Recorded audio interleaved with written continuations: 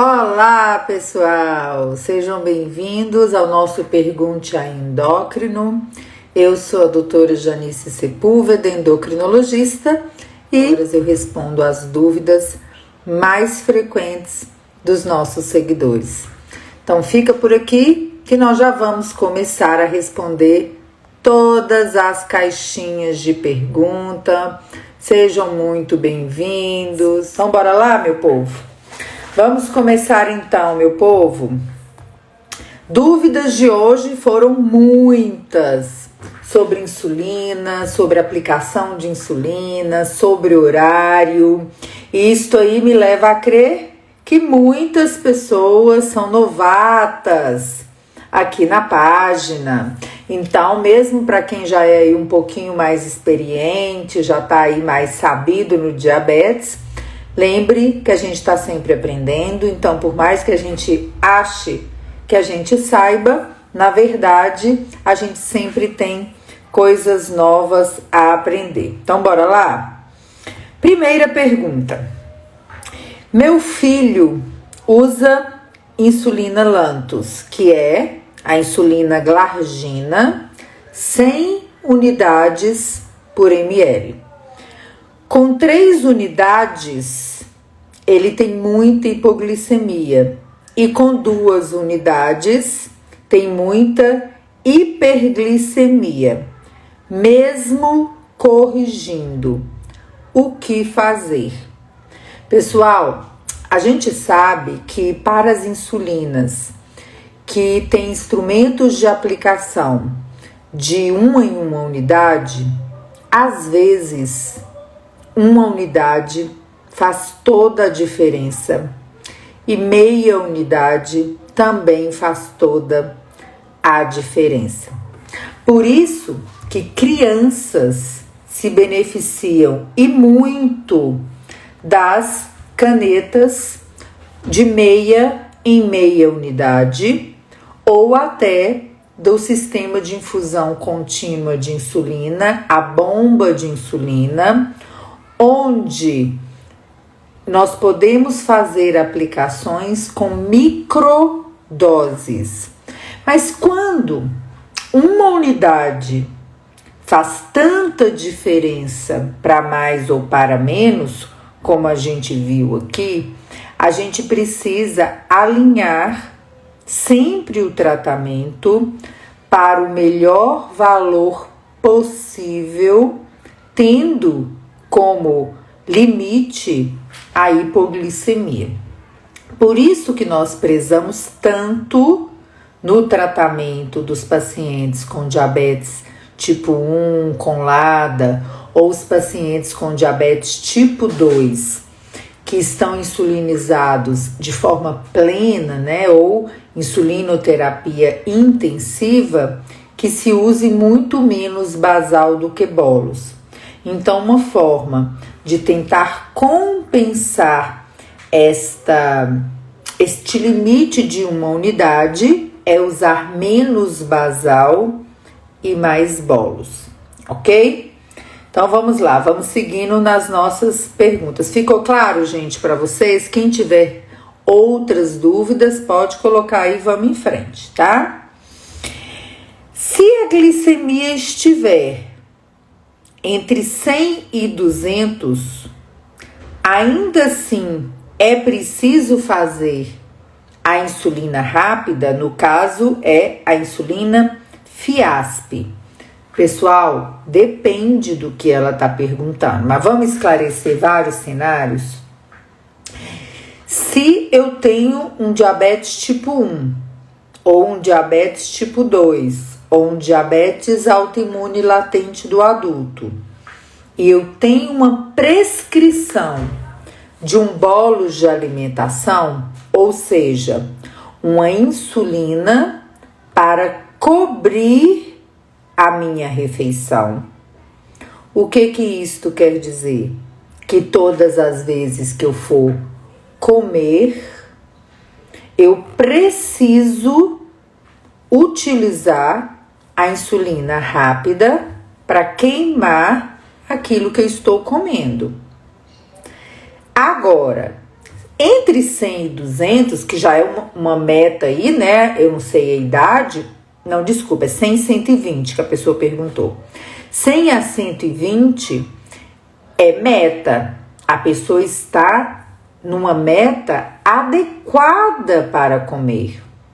Ou seja, se existe uma prescrição de insulina naquele horário do bolo de alimentação, sim, deve ser utilizada, tem que ser utilizada. Porque senão a pessoa vai comer e a glicemia vai subir.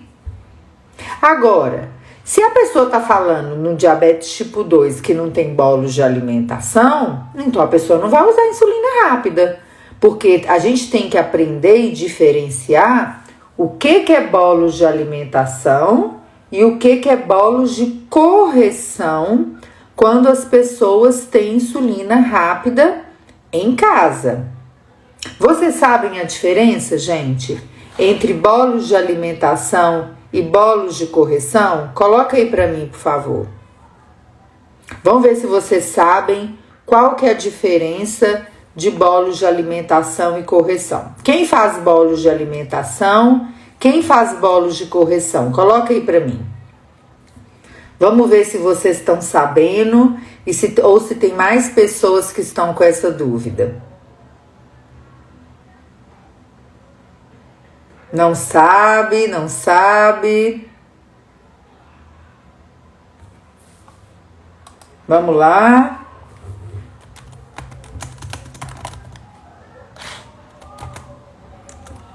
Não sabe. Então, vamos lá. Bolos de alimentação para comer. Bolos de correção para corrigir. Ou seja, se eu estou na meta, uso insulina, estou com as glicemias na minha faixa normal na meta, eu preciso fazer correção? Não. Vou corrigir o quê? Para quê? Não tem sentido. Não precisa corrigir. Mas se eu uso insulina e vejo minha glicemia de 250 ou antes ou 2 horas após uma refeição, você vai olhar esse valor e vai cruzar os braços? Não, precisa corrigir, porque senão não faz sentido medir, porque a medida, ela precisa ter ação. A gente só mede com o objetivo de tomar uma atitude. Se eu não vou tomar uma atitude, ou se eu não sei que atitude tomar, quando eu vejo um resultado aqui ou aqui, para que eu vou gastar dinheiro com fitinha? Não faz sentido nenhum. Então, bolos de alimentação estando na meta, fazer, igual tá na receita. Bolos de correção, quando tá acima da meta, é uma dose extra que você vai acrescentar. Agora, quando a pessoa está abaixo da meta e tem um bolo de alimentação, a gente também precisa lembrar que o bolos de correção também pode ser feito com o objetivo de tirar um pouco de insulina daquilo que seria utilizado para evitar uma hipoglicemia. Então, a gente faz a correção quando a glicose está para cima e a gente faz a correção quando a glicose está para baixo. Por isso que é muito importante que todas as pessoas que têm diabetes, que são usuárias de insulina, entendam os conceitos das insulinas, dos perfis de ação das insulinas, se a insulina tem pico ou não tem pico, quanto tempo que ela dura, os conceitos de bolos de alimentação, as continhas para correção. Quando que eu corrijo, quando que eu não corrijo, são conceitos fundamentais a serem aprendidos na jornada de educação para que você possa evoluir neste contexto. Para que você possa evoluir. Porque se você não consegue evoluir no aprendizado, você vai ter muito mais dificuldade para alcançar as suas metas. Então, metas, anota aí. Metas, conceitos, continhas, correção, isso tudo é fundamental para que vocês possam evoluir na jornada de aprendizado, ok? Vamos lá. A minha glicemia está 140. A médica me passou uma medicação para diabetes. Acho que é isso, gente. Ficou meio confuso aqui, mas eu acho que é isso. A minha glicemia está 140, a médica passou a medicação para o diabetes. Tem como, e a pessoa não acabou a pergunta. Então, vamos traduzir isto aqui. 2 glicemias acima de 126 é confirmação do diagnóstico de diabetes. Salvo raríssimas exceções, as pessoas têm que ser medicadas. E eu vejo muito na prática pessoas que veem o resultado alterado, e até profissionais da saúde que veem o resultado alterado e que se recusam a tratar, se recusam a usar um medicamento para o diabetes, porque acham que tem que resolver sozinho, porque acha que tem que dar conta de baixar a glicemia sozinho. E não é necessário ser assim, porque os medicamentos têm outros efeitos além de baixar a glicemia.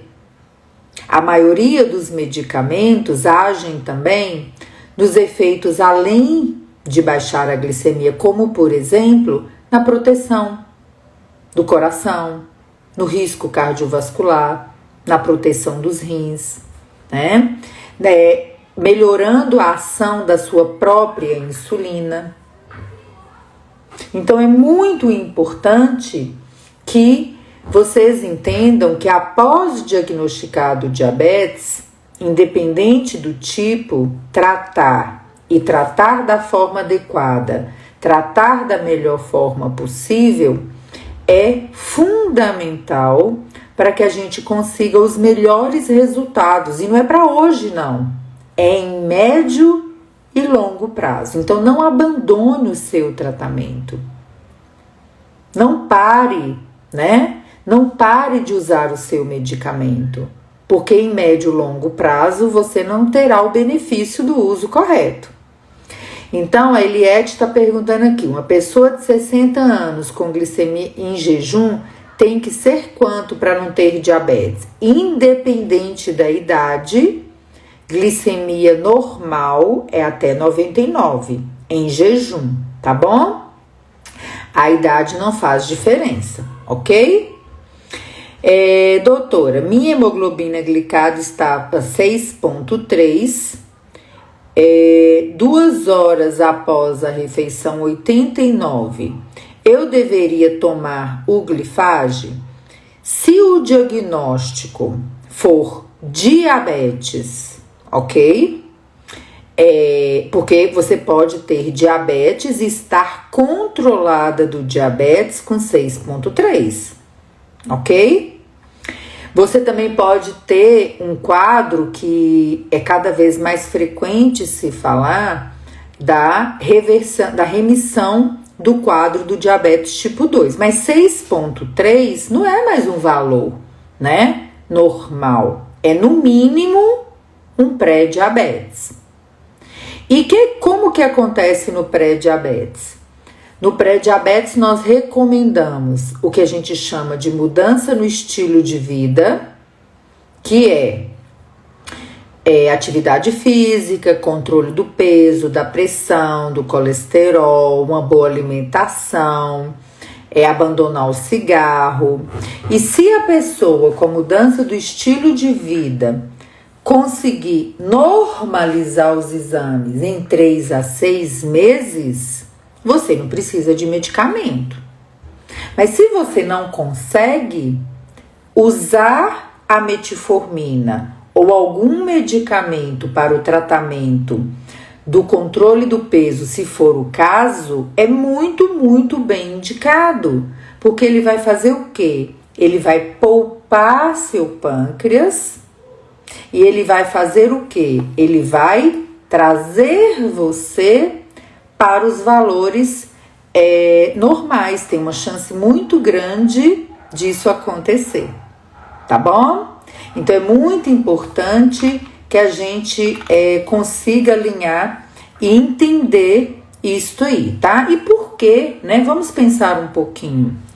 Por que não utilizar um medicamento se ele está disponível e se você não tiver uma contraindicação?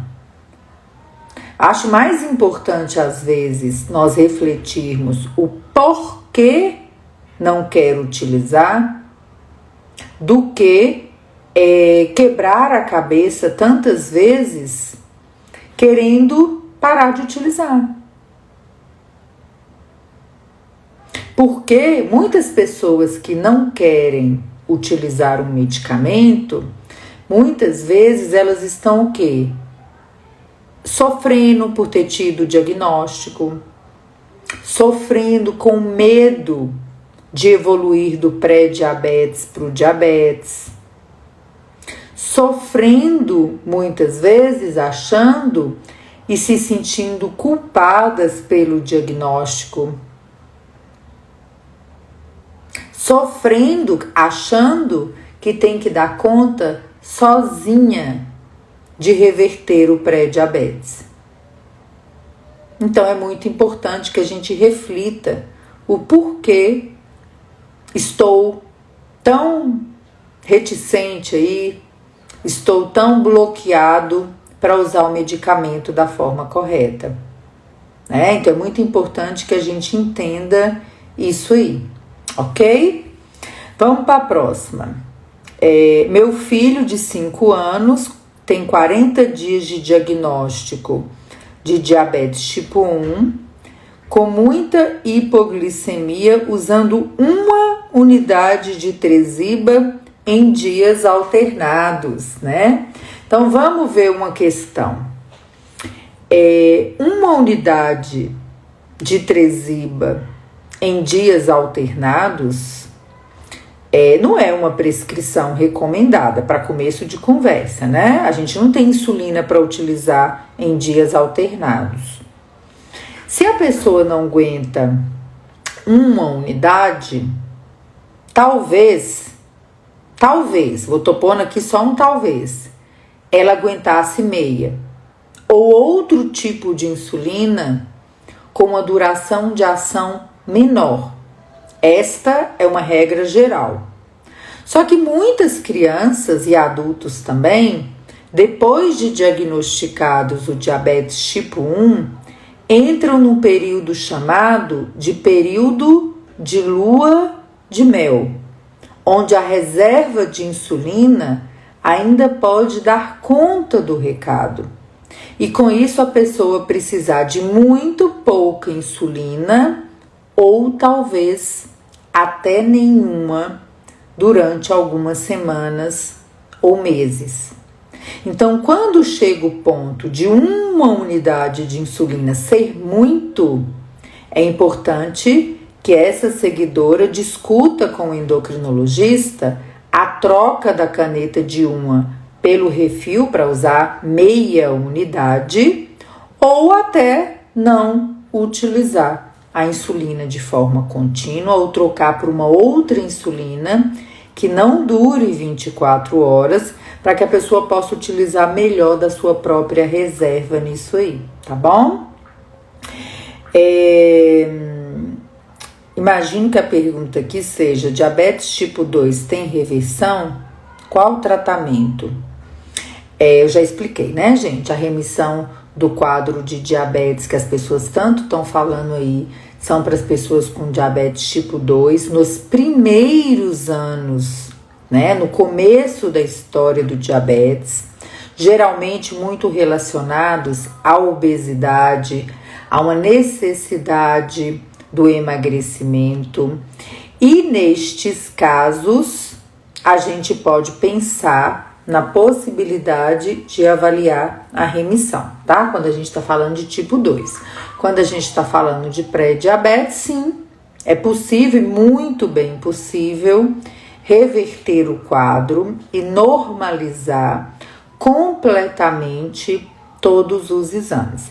Ai, Janice, mas eu tô tratando pré-diabetes e meu exame nunca normaliza.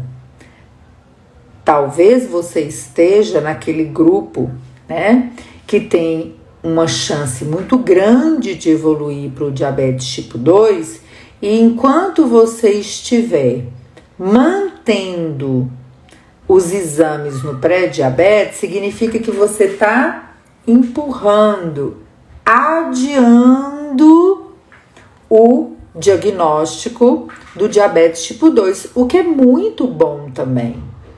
Eu tenho aí dezenas de pacientes que estão há 5, 10 anos ou até mais no pré-diabetes, cuidando da sua saúde física, cuidando da sua saúde mental, acompanhando com o nutricionista, fazendo exercício físico e adiando com isto um diagnóstico, né? O que facilita bastante a vida da pessoa, né? Além dela estar se cuidando, ela está pelo menos adiando este diagnóstico, ok? Então da primeira caixinha foi essa. Vamos ver outras perguntas aqui que vocês fizeram. Vamos lá. Deixa eu abrir aqui. Uma pessoa com mais de 60 anos, qual seria uma boa hemoglobina glicada? Então, pessoal, 60 anos é adulto, né? 60 anos é uma faixa de idade onde nós consideramos a meta para os adultos. E de total, assim, né, de regra, pelos estudos, buscar a hemoglobina glicada menor do que 7%. Toda vez que a gente fala uma meta, nós precisamos lembrar que a gente está falando aqui de um número geral, mas que a equipe de saúde precisa individualizar essas metas, tá? Por exemplo, um senhor de 70, 75 anos, ele pode ter uma meta como um adulto, menor que 7%, mas ele pode ter a meta de um idoso muito comprometido, né? Talvez um idoso que já tenha um AVC, que esteja acamado, ou que tenha um déficit de cognição, ou alguma doença, né, mental, ou uma expectativa de vida baixa por qualquer causa, inclusive o diabetes, e aí a meta da hemoglobina glicada, obviamente, não será tão rigorosa. Por isto que no diabetes é muito importante que a gente sempre fale de quê? Que a gente sempre fale de individualização do tratamento, né? Não é a mesma coisa para mim da mesma coisa do vizinho, tá? Então é muito importante que a gente pense sobre isso, tá bom? A Matê França falou que, doutora, meu médico acha que meu fígado não tá produzindo insulina. Então vamos lá. O órgão produtor de insulina, pessoal, é o pâncreas, ok? Quando o pâncreas não está produzindo insulina, a gente precisa entender que tipo de diabetes que é. Se é uma pessoa com diabetes tipo 1, que o mecanismo da doença é realmente não ter produção de insulina, ou se é uma pessoa com diabetes tipo 2, que já tem muito tempo, né, de uso de insulina, de diabetes, e que por isso pode estar precisando do uso da insulina, tá? Então, o mecanismo final, né, até hoje que a gente sabe, o mecanismo em comum de diversos tipos de diabetes é a deficiência de insulina. Uns serão mais rápidos, outros serão mais lentos. Então, fica aí a dica também, né, o aprendizado para as pessoas que têm diabetes tipo 2. Cuidado com seu pensamento, tendo diabetes tipo 2, com o seu medo da insulina, com a sua crença, com as experiências negativas que você teve com o diabetes ou com a insulina, porque o que a gente mais ouve na prática são pessoas com diabetes tipo 2 apavoradas com a possibilidade de ter que usar insulina. Então, olhe pelo outro lado. Se você já tentou vários medicamentos orais, você agradeça que, se sua glicemia estiver elevada, sua hemoglobina glicada estiver elevada, existe a insulina para que você possa utilizar, tá bom? Então, olhe com muito carinho para todos os medicamentos. Olhe com muito carinho para a insulina, porque é a insulina, um medicamento injetável com valores variados no mercado, né? Desde disponível no SUS e na farmácia popular até insulinas com um custo maior, mas ela está disponível para o seu tratamento, né? A aplicação da insulina, ela é indolor, né? Ela só dói quando ela é aplicada errado, da forma errada, com a técnica errada. Tanto que a gente frisa muito com os nossos alunos Conte-Kerbs. Não pule os módulos de aplicação de insulina se você usa insulina. Não pule os módulos de monitorização da glicose. Porque se você tem tanto medo e está aplicando errado e está doendo, é porque você deve estar fazendo alguma coisa errada, né? E quando você corrige, sua vida melhora. Quando você corrige, sua qualidade de vida melhora. Seu controle do diabetes melhora. E quando a gente está falando de melhorar o tratamento, né, de aprender, de se educar, de tomar remédio direito, de aprender a comer com liberdade, com flexibilidade, comer de tudo, com qualidade, fazer exercício, nós estamos falando de qualidade de vida. Nós estamos falando de evitar as complicações do diabetes com bom controle. Nós estamos falando de ter uma vida tranquila, diferente do que a maioria das pessoas está vivendo. Põe aí para mim, gente, quem hoje vive uma vida com diabetes tranquila, consciente de que sabe bastante sobre diabetes, que está aplicando os conceitos no dia a dia, que não está vivendo uma vida restrita por causa do diabetes, tá?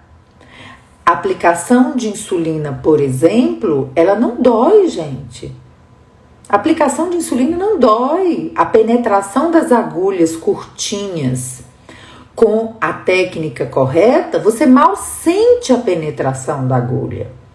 Agora, tem pessoas que usam uma única seringa para um frasco inteiro de insulina, quando na verdade ela deveria estar utilizando uma seringa por vez, ou na pior de todas as hipóteses, 2, 3 vezes cada agulha ou cada seringa.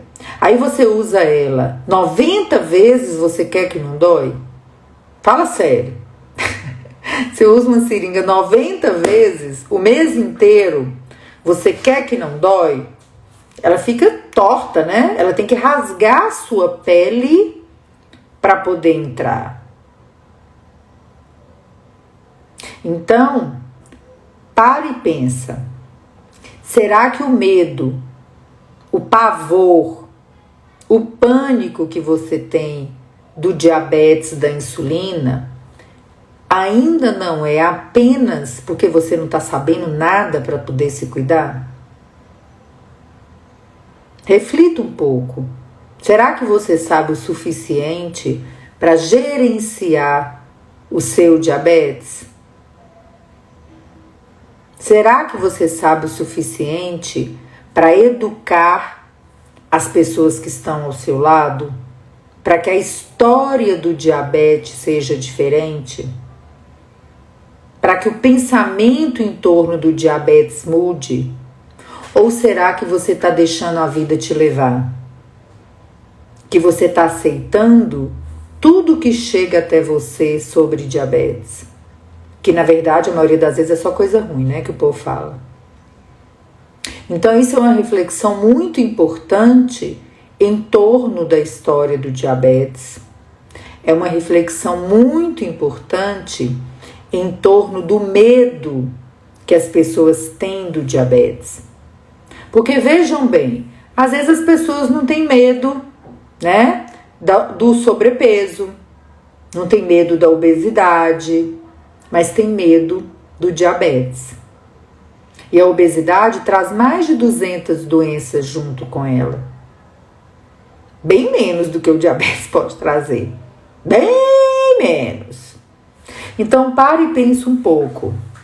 Será que todo esse medo, esse pânico, não é porque você não está sabendo as coisas? E você precisa aprender?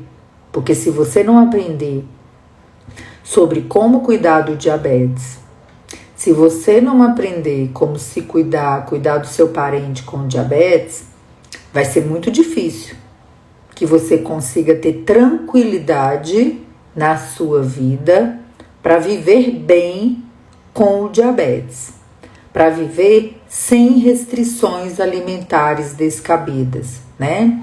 Para viver com diabetes sem essa história de que para tratar o diabetes precisa passar fome, tá? Então, muito cuidado com o que tá aqui na sua cabeça, tá? Meu neto não espera os 15 minutos para se alimentar quando toma a insulina Apidra, que é a insulina glulisina distribuída pelo governo no SUS para quem tem diabetes tipo 1 e diabetes autoimune latente do adulto. Eu me preocupo muito, principalmente na hora do recreio da escola. Ele mede, corrige e merenda em seguida, mas faz isso também em casa. E a Marlis está corretíssima. É bom que ela se preocupe e a família também. Porque a insulina, para ter resultado, ela precisa o quê, gente? Ela precisa ser bem utilizada. Se ela não é utilizada da forma correta, da forma recomendada, não espere ter o resultado que o medicamento promete. É igual prova. Tem uma prova para fazer. Eu não estudei. Qual a chance maior do meu resultado? Dele não ser o que eu gostaria que ele fosse. Então, se você usa uma insulina que exige tempo antes da aplicação, pelo menos 10, 15 minutos, você precisa se organizar, né? Ter uma disciplina para que seja aplicada 10, 15 minutos antes de começar a comer. Ah, Janice, mas eu não dou conta. Então você precisa bancar uma opção de insulina, que é a insulina Fiasp, que por bula diz 0 a 2 minutos antes de começar a comer. E que mesmo assim, muitas pessoas estão percebendo na prática que 0 a 2 minutos não são suficientes, que precisa de um tiquinho mais, de um pouquinho mais. Então, é a individualização, é você estudar o que acontece no seu corpo, é você entender as suas necessidades, é você não deixar para a hora da sua consulta todo o universo de coisas que você precisa. Então, não cruze os braços, não fique parado, não estacione, se mova rumo ao aprendizado. Nossos alunos aí com antiqueres do curso de contagem de carboidratos, reveja as aulas iniciais 1, 2, 3, 10, 100 vezes. Nós já temos, gente, centenas de alunos. E eu digo para vocês, quanto mais você estudar, quanto mais você aprender, quanto mais você anotar, quanto mais você tiver os dados na cabeça para discutir com o seu profissional de saúde, mais chance e mais rápido você chegará no resultado que você está buscando, tá? Então, para aí os que estão pulando as aulas, assistindo as aulas, com a cabeça lá no mundo da lua, volta e presta atenção em uma por uma. Assista 10, 100 vezes. Vocês têm 1 ano de acesso ao curso. Então, é muito importante que vocês decorem, né, gente? Vocês saibam na ponta da língua, ok? Vamos lá. Tenho diabetes, uso insulina pela manhã e todo dia a glicemia está em torno de 130, às vezes 120. É normal? Sim, esta é a meta buscada para a glicemia de jejum, que a maioria das glicemias em jejum estejam abaixo de 130. Então, meus parabéns, você está conseguindo. É importante também avaliar quando a pessoa utiliza insulina basal que dura 24 horas ou mais, ou utiliza insulina basal que está agindo durante a noite, avaliar as hipoglicemias noturnas. A gente já falou muito sobre isso aqui. Tem várias lives aqui, vários posts falando sobre isso no feed, então vale a pena dar uma revisada lá, ok? Doutora, reumatismo em quem tem diabetes tipo 1 tem tratamento? Gente, doenças reumatológicas hoje, né, tem tratamento sim, tem compensação, né, não tem cura, né, praticamente posso dizer aí que todas, né, mas tem sim tratamento e o fato de ter diabetes não atrapalha você de tratar as outras coisas que você tem não, tá bom? Então, não só pode, como deve tratar, tá? Vamos para a próxima pergunta. Se eu aplico 45 unidades de insulina basal de uma vez, às vezes no local onde eu aplico fica alto. É melhor eu dividir as aplicações? Por exemplo, 23 de um lado e 22 do outro lado da perna ou do braço? Olha, nós temos alguns trabalhos mostrando que doses mais elevadas de insulina podem retardar a absorção da insulina.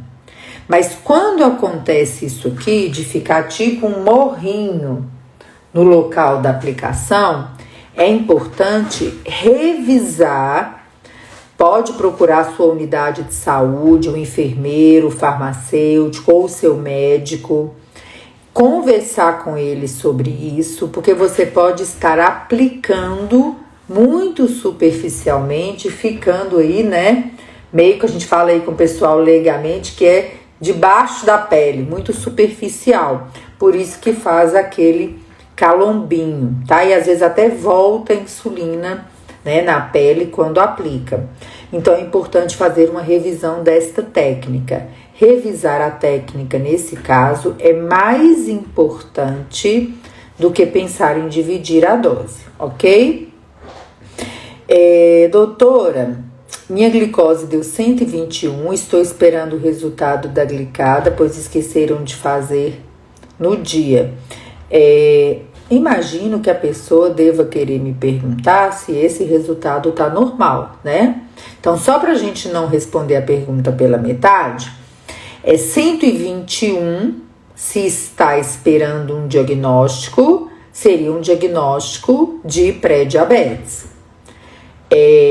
Acima de 126 repetido e confirmado, diabetes. Hemoglobina glicada entre 5,7 e 6,4, pré-diabetes. Maior ou igual a 6,5, diabetes, ok? Então, gente, muito cuidado quando vocês veem no exame resultados alterados e vocês tentam baixar aquilo ali, às vezes sozinho, sem levar o resultado para a equipe de saúde, tentando melhorar e repetir o exame daqui 3 semanas para ver se normalizou. Talvez a única coisa que você esteja fazendo com esta atividade é se enganar. É atrasar a sua vida. É atrasar o diagnóstico e o tratamento correto do pré-diabetes ou do diabetes. E este é um problema de saúde seríssimo no Brasil. Muitas pessoas com pré-diabetes e diabetes não diagnosticadas, perdidas por aí, se enganando ou sendo enganadas, achando que tá tudo bem, repetir o exame daqui 3 semanas, passando fome, ela tá normal e você acha que o seu problema acabou. Você só pode tá aumentando esse problema. Então não se engane, né? Porque você só tá enganando a ti mesmo quando você vê um exame alterado e você não procura a devida ajuda, tá? Vamos ver se ficou alguma perguntinha mais para trás aqui, tá? Vou aproveitar aqui, não era uma pergunta não, mas foi um post que parece que tá rodando bastante aí na rede social a respeito do diabetes emocional. Quem aí acha que existe diabetes emocional, gente? Põe pra mim. Põe aí pra mim se vocês acham que existe diabetes emocional. Vai pondo aí pra mim enquanto eu leio outra pergunta aqui. Por que a pessoa com diabetes sente dores, fadiga e dormência nos dedos dos pés? Isto pode ser neuropatia diabética, tá? Precisa ser avaliado pela equipe de saúde e fazer a avaliação direitinho, tá bom? Para ver se você já não precisa ser tratada para neuropatia diabética dolorosa, tá bom? Então, gente, eu preciso dizer para vocês que não existe diabetes tipo 1 emocional.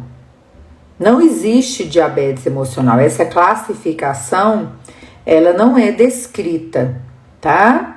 Existe diabetes tipo 1, tipo 2, genético, gestacional, secundário à pancreatite, diabetes pós-transplante. A gente tem várias causas de diabetes, mas o diabetes emocional, né, a gente não tem essa classificação, ok?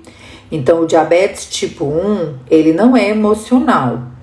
O seu filho não teve diabetes tipo 1 porque você divorciou, ou porque o avô morreu, ou porque ele não passou no vestibular, ou porque ele terminou com a namorada, ou porque o amigo suicidou. Não. Ele teve diabetes tipo 1 porque o diabetes tipo 1 é uma doença autoimune, onde o seu corpo não reconhece as células produtoras de insulina e pode destruir estas células, tá? Produtoras de insulina. E pronto, tá bom? Agora, se o fator emocional está relacionado como um gatilho para o processo autoimune, a gente não pode afirmar isso, ainda pelo menos, né? Então a gente só pode dizer aquilo que é comprovado cientificamente. Então, muito cuidado quando você também diz que sua glicemia subiu porque você divorciou. Muito cuidado quando você diz que agora que o seu problema acabou, você não vai ter mais diabetes, tá?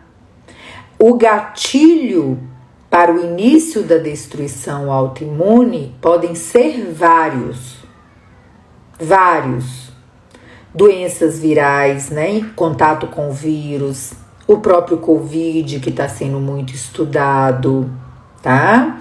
Mas afirmar categoricamente qual foi o gatilho ou que você teve diabetes porque sua mãe morreu, né? Não é possível, né?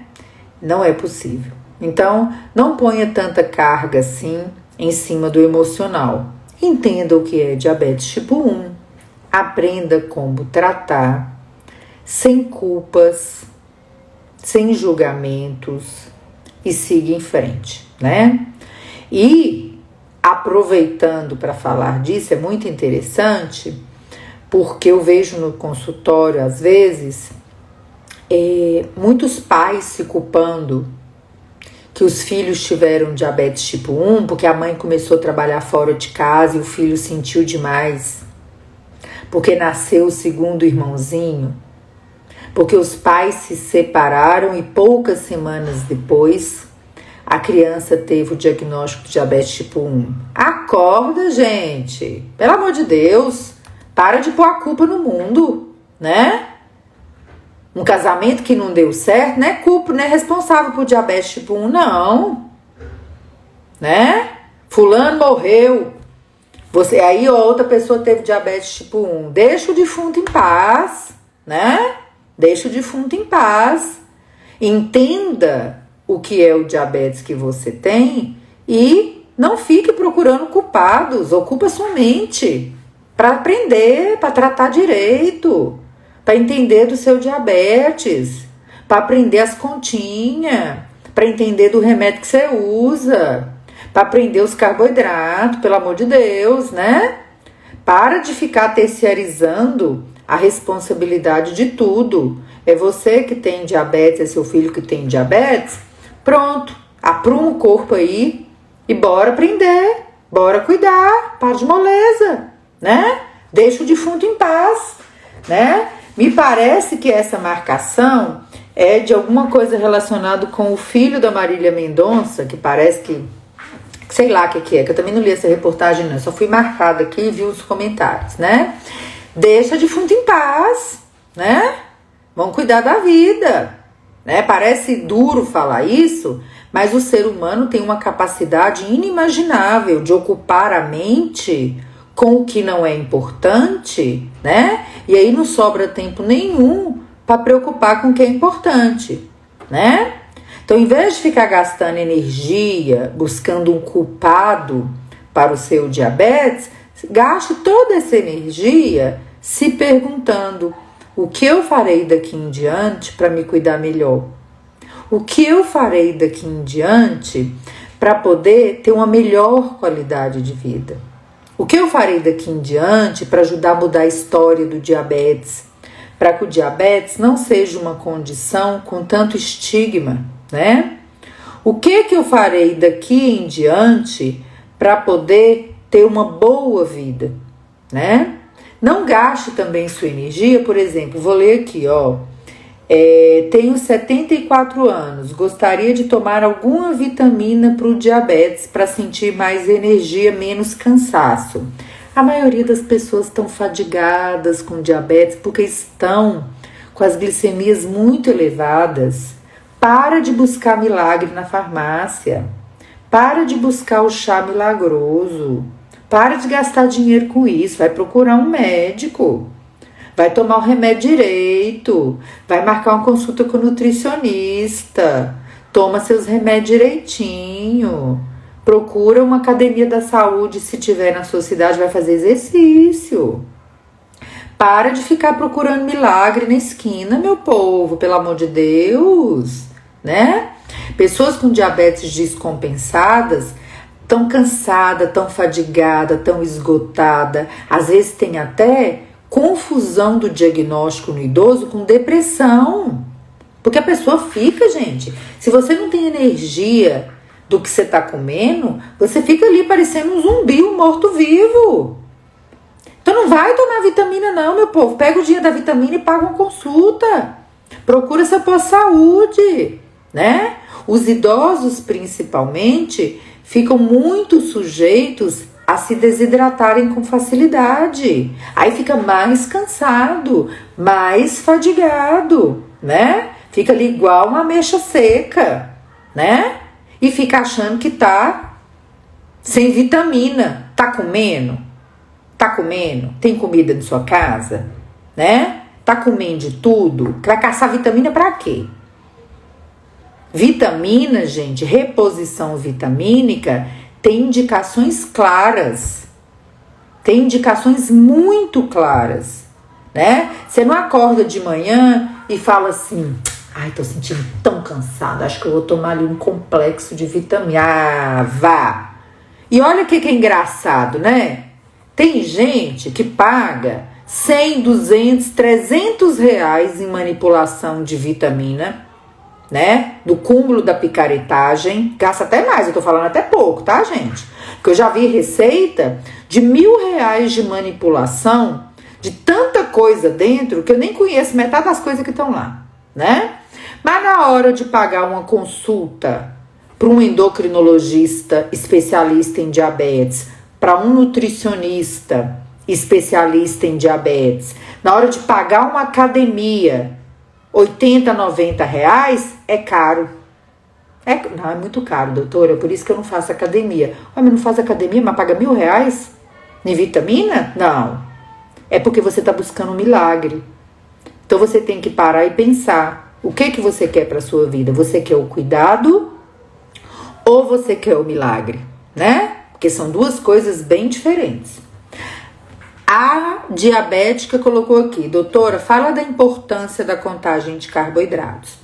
Pessoal, a gente fala muito aqui na página da contagem de carboidratos, porque a gente sabe que a maioria das pessoas com diabetes não fazem contagem de carboidratos, não sabem o que é contagem de carboidratos, tá? Então, põe pra mim aí, quem faz contagem de carboidrato? Quem é que sabe o que é contagem de carboidratos? Põe aí pra mim, pra gente ver aqui que nível que eu vou explicar isso pra vocês. A contagem de carboidratos é uma terapia nutricional onde a pessoa com diabetes manipula, conhece, aplica os conceitos de carboidratos, proteínas, gorduras, alimentação saudável no seu dia a dia, para que você não tenha que comer só as coisas que você não quer, né? Tem muita gente aí que tá comendo só as coisas que diz que odeia ou não gosta, né?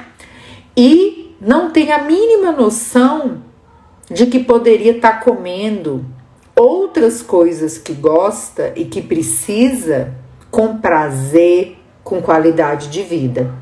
E o conhecimento da contagem de carboidratos traz isso para a sua vida. Eu tô vendo aí que tem muita gente que não sabe o que é, e tem muitos alunos nossos aí do Conte Kerbs, né? Então, a terapia de contagem de carboidratos é para todas as pessoas com diabetes. Tenha você tipo 1, tipo 2, diabetes gestacional, diabetes LADA, pós-pancreatite, não importa. Se você usa insulina ou se você não usa insulina, a contagem de carboidratos também é para você, tá? Porque nós temos 2 métodos de contagem de carboidratos. O método básico ou de substituição e o método avançado, né? Ou o método gramas. Qual que é a diferença entre eles? O método de substituição, você tem que aprender todas as coisas de diabetes também. Todas. Você tem que aprender os conceitos, as metas, interpretar seus resultados, aprender os conceitos da alimentação saudável, o efeito dos exercícios, né? Tratar uma hipoglicemia. E você vai aprender a substituir os alimentos em porções equivalentes de carboidratos, sempre respeitando os conceitos da alimentação saudável. Contagem de carboidratos não foi feita para você chutar o balde. Contagem de carboidratos não foi feito para você comer McDonald's no café, no almoço e na janta. Não foi feita para você dizer assim para mim: ai, que bom! Então, se eu faço contagem de carboidratos, agora eu não preciso comer mais saladas. Para quê, né? Eu posso comer de tudo. Não foi feito para isso. Contagem de carboidratos foi feito para acrescentar na sua vida o direito, a possibilidade de escolher o que você quer comer. Quem tem diabetes não está privado do direito de ir e vir da Constituição. Quem tem diabetes não está privado do direito de escolher qual é o caminho que você quer seguir na sua vida. E quando as pessoas são diagnosticadas com diabetes, o que eu ouço muito e sinto muito nos nossos dia a dias, no nosso atendimento, é as pessoas se sentirem privadas do direito de escolha. Põe aí, gente, quem se sente assim? Quem se sente privada do direito de escolher o que vai colocar na boca? Quem é que se sente assim no correr dos seus anos de diabetes? A diabética colocou aqui, ó, eu utilizo a contagem de carboidratos, trouxe uma liberdade com responsabilidade muito grande para minha vida. Olha lá, Aline, eu não sei, mas quero muito saber. Meu filho de 4 anos foi diagnosticado recentemente, uma idade muito necessária para o aprendizado da contagem, porque as crianças variam as refeições. Uma hora come para mais, uma hora come para menos. Se você usa uma dieta fixa, com uma dose fixa de insulina, significa que você precisa comer a mesma quantidade de carboidratos todos os dias. Será que isso é possível? Você come a mesma quantidade de comida todos os dias em todas as refeições? Para ter que usar a mesma quantidade de insulina? Aí quando você não come a mesma coisa e usa a mesma quantidade, a chance de não dar certo é muito, muito, muito gigantesca. Então, aprender sobre os carboidratos é muito importante para que vocês principalmente tenham o direito de viver com liberdade. E uma das coisas que eu vejo com frequência, as pessoas com diabetes, elas são privadas da sua liberdade, do seu direito de escolher, do direito de colocar na boca aquilo que ela quiser, como qualquer outra pessoa. Isso é o direito de escolha. Se você tem diabetes e quiser escolher comer só porcaria, isso é problema seu. É uma escolha, não é? Mas se você também não tem diabetes e come mal, só porcaria, só doce o dia inteiro, comida gordurosa, esse problema também é seu. Foi você que escolheu. O problema que a gente vê no dia a dia é que as pessoas não sabem o suficiente para que elas possam escolher. E a contagem de carboidratos, ela vem principalmente para te ensinar a comer de tudo dentro das suas preferências e dentro das suas necessidades. E se algum profissional de saúde disser para você o contrário, corre. Muda de profissional de saúde, porque essa pessoa não está alinhada com os conceitos do diabetes. Com isso, nós não estamos dizendo de jeito nenhum que nem você que tem diabetes e nem nenhuma outra pessoa do planeta Terra deveria passar o dia inteiro mastigando porcaria, porque isso não é saúde. E toda essa luta da educação em saúde é para ter saúde, né? É simples assim. Então, quando a gente fala isso, nós estamos prezando pela saúde, pela liberdade, pelo direito de escolha. E eu vi aqui alguns alunos ContiKerbs, que é o nosso curso de contagem de carboidratos, que é muito mais do que isso, né? Nossos alunos estão aí para provar. É um curso de diabetes, é do A ao Z. É do que é diabetes até bomba de insulina. É tudo que você precisa aprender para lidar com o seu diabetes, para poder conversar melhor com o seu profissional de saúde, para poder assistir uma live como essa e entender cada vez melhor.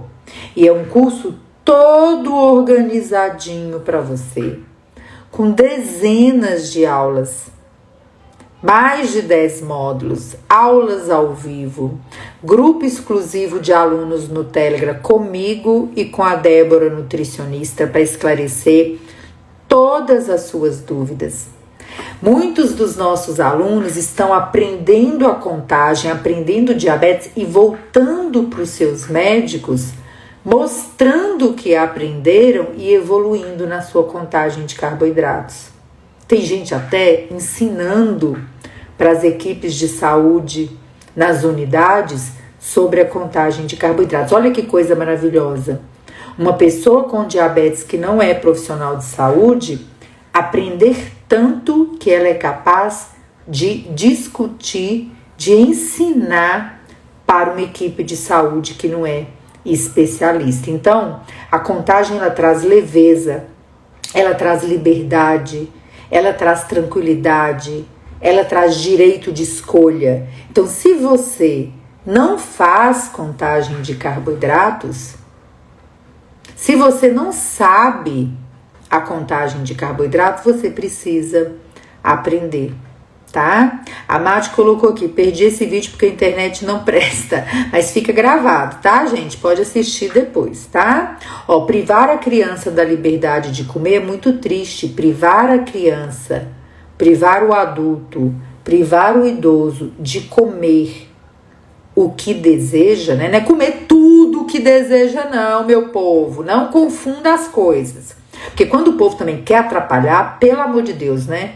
Quando o povo quer atrapalhar e quer atrapalhar a vida dos outros, o povo gosta. Comer de tudo, ter direito de comer de tudo, não é comer tudo que existe dentro da sua geladeira. É comer de tudo que você precisa, que você gosta, que atenda às suas necessidades e que preserve a sua saúde. Isto é contar carboidratos. E o nosso curso ContiKerbs está ajudando, gente, centenas de alunos, centenas de famílias a tirar o peso do diabetes das suas costas. Se você quiser aprender a contagem de carboidratos, Aqui, ó, no link da bio, se você clicar aqui ou for lá no perfil, tem um link. Quando você clica lá, você vai cair num vídeo onde eu explico quase 1 hora sobre a contagem de carboidratos de uma forma mais detalhada.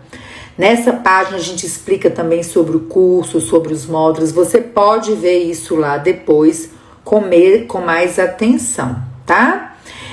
A Graça querida aqui, ó, a mesma quantidade todos os dias dá um marasmo e tende ao fracasso, ninguém quer. Você quer ter liberdade, o ser humano quer ter liberdade, tá? O Júnior colocou aqui, ó, apavorado por profissionais que não sabem o que falam. Então, não se deixe apavorar por pessoas que não entendem de diabetes. Aprenda e ensine. Aprenda e mude a história do diabetes. Aprenda e faça diferente. Porque se vocês que têm diabetes, que no Brasil já somam mais de 17 milhões de pessoas, não aprenderem diabetes, não se empoderarem, não gerenciarem o seu diabetes, vocês estão perdidos. Me desculpa falar, mas vocês estão perdidos. Mas muito perdido. Mas muito, muito, muito. Põe aí pra mim. Se eu não aprender, eu estarei perdido. Escreve aí, gente. Escreve aí em qualquer lugar da sua casa. Se eu não aprender muito sobre o diabetes e ficar esperando o mundo resolver o meu problema, eu estou perdido, perdida. Pode anotar, porque essa conta vai chegar se você não aprender, hein? Eu quero o máximo de conhecimento possível para conseguir ajudar e orientar meu filho. Olha que coisa bonita, Aline. É isso. Busque o máximo de conhecimento possível. Estude, participe, lute, descruze os braços, regaça as mangas. Você não vai ter resultado em nada na sua vida se você não lutar. Enquanto você não aprender, você estará, vou usar uma palavra dura, mas eu acho que ela é necessária. Você estará jogado na mão do sistema. Mais do que perdido, você estará jogado ao vento. Se você não participar ativamente das decisões sobre o seu tratamento, tá? De onde nós somos, Terezinha? Nós somos de Belo Horizonte, tá? Quando a gente decide fazer anotações e estudar e aprender mais, a vida da gente muda. A vida da gente muda pelo aprendizado. A gente se liberta. Então, se você está escravizado pelo diabetes, é porque você não sabe o suficiente. Se você está escravizado, é porque você não sabe o suficiente, tá? Gente, quanto tempo em média dura a lua de mel no diabetes tipo 1? Não tem um tempo definidos. A definição é semanas a meses. A gente tem pessoas que ficam 4 ou 8 semanas e a gente tem pacientes que ficam 1, 2 anos, né? Depende muito da velocidade de destruição das células beta-pancreáticas. Olha lá, isso é verdade, o aprendizado, né? É verdade, né, gente? Ela falou aqui sobre as insulinas. Até num balcão de farmácia, eu preciso dizer pra vocês, você tem que saber demais. Demais. Porque às vezes te entrega um remédio errado. Te entrega uma insulina errada. E se você estiver cego para o tratamento, você vai tomar errado. Vai tomar errado. Então, faça a sua decisão entre aprender e ser escravo do diabetes. Porque a única ferramenta que você tem no dia a dia é o aprendizado. Não tem dinheiro no mundo que vai libertar você. Nem se você consultar com os melhores profissionais do mundo, você continuará escravo da sua condição se você não tomar posse dela. Se você não tomar posse da sua condição aprendendo, você continuará escravo do diabetes. Um beijo para vocês.